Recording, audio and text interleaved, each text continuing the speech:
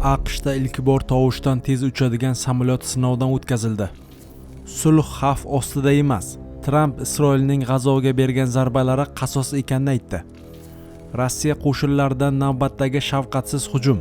Zarba Xersondagi bolalar shifoxonasiga tegdi. Rio de Janeyroda shahar tarixidagi eng qonli operatsiya o'tkazildi. Amaliyotda 64 kishi halok bo'ldi. Rossiyadagi hamyurtlarimiz diqqatiga. Rossiyada ishlab hujjatlar borasida qiynalmoqdamisiz? Biz sizga barcha rasmiy hujjatlarni taxlashda yordam beramiz.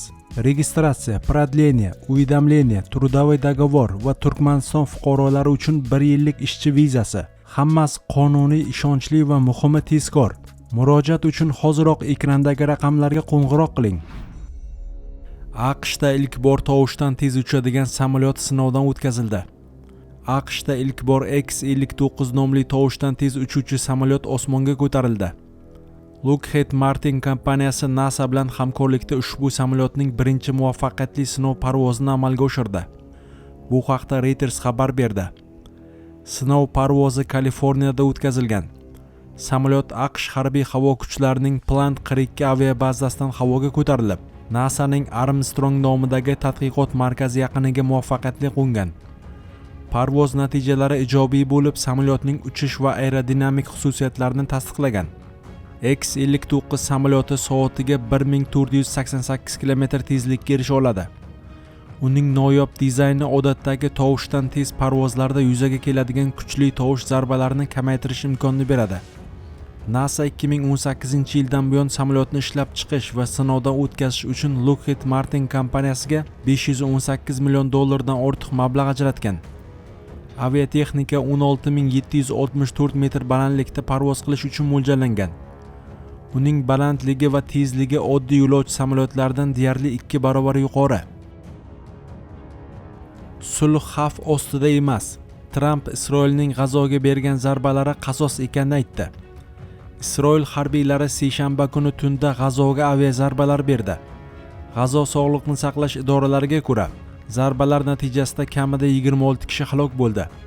Jumladan Borech qochqinlar lagerida bir uyning zarba olishi oqibatida 5 kishi, Sabra mahallasidagi binoda 4 kishi, Xon Yunusda bir mashinada 5 kishi halok bo'lgan.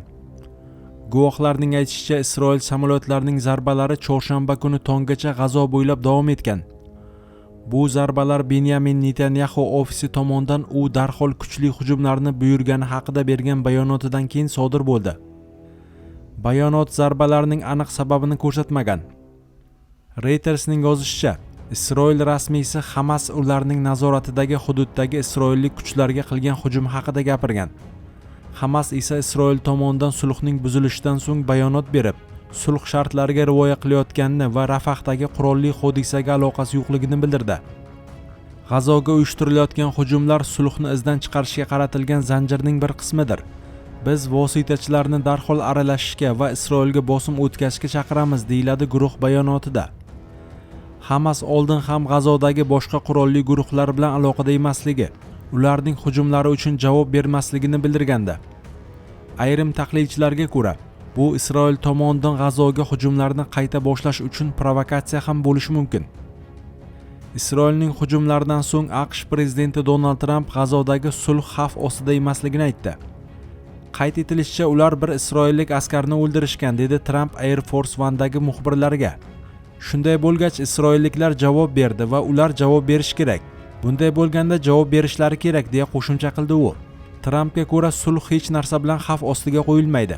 Hamas Yaqin Sharqdagi tinchlikning juda kichik bir qismidir. Agar ular yaxshi bo'lishsa, xursand bo'ladi. Agar yaxshi bo'lmasa, ularning hayoti tugatiladi. Hech kim isroillik askarga nima bo'lgani haqida bilmaydi. Ammo ular snayper o'qi bilan o'ldirilgan deyishyapti. Va bu bunga ko'ra qasos bo'ldi va menimcha ular bunga javob berishga haqli, deya Trampning so'zlarini keltirmoqda Reuters nashri. Tramp shuningdek sulh jarayoni oldinga siljayotganini bildirib, biz ikkinchi bosqichga o'tmoqdamiz, deya ta'kidladi. G'azoda AQSh tomonidan qo'llab-quvvatlangan sulh shartnomasi 10 oktyabr kuni kuchga kirgandi. Tomonlar shundan so'ng janglarni to'xtatib, asirlar va mahbuslarni almashish jarayonini boshlagan. Shunga qaramay, G'azoda o't ochish holatlari kuzatilib turibdi. Rossiya qo'shinlaridan navbatdagi shafqatsiz hujum. Zarba Xersondagi bolalar shifoxonasiga tegdi. Rossiya qo'shinlari 29-oktyabr kuni ertalab Xerson shahridagi bolalar shifoxonasiga artilleriya zarbasini berdi. Hujum natijasida tibbiyot xodimlari va bolalar jarohatlangan. Bu haqda RBK Ukraina Xerson viloyati prokuraturasining Telegram orqali bergan ma'lumotga tayanib xabar berdi.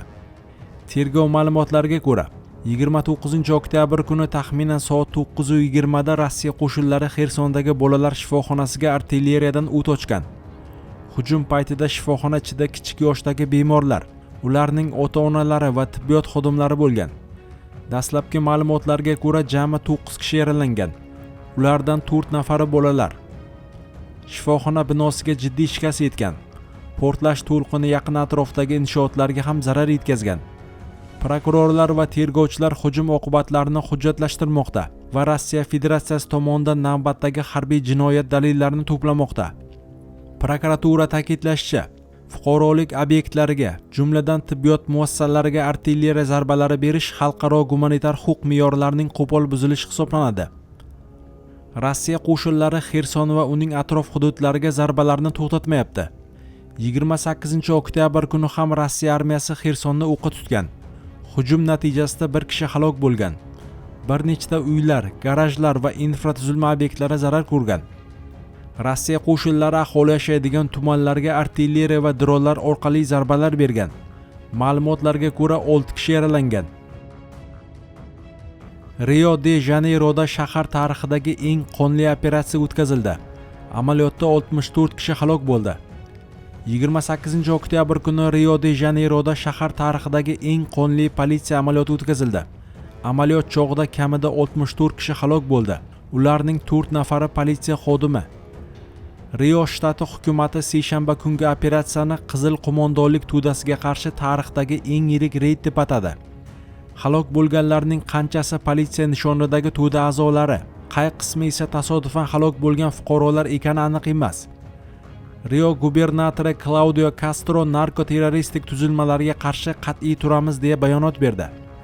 Uning aytishicha, operatsiya shaharning xalqaro aeroporti yaqinida, kambag'al va zich aholi yashaydigan hududlar, Rio favellalarida o'tkazilgan.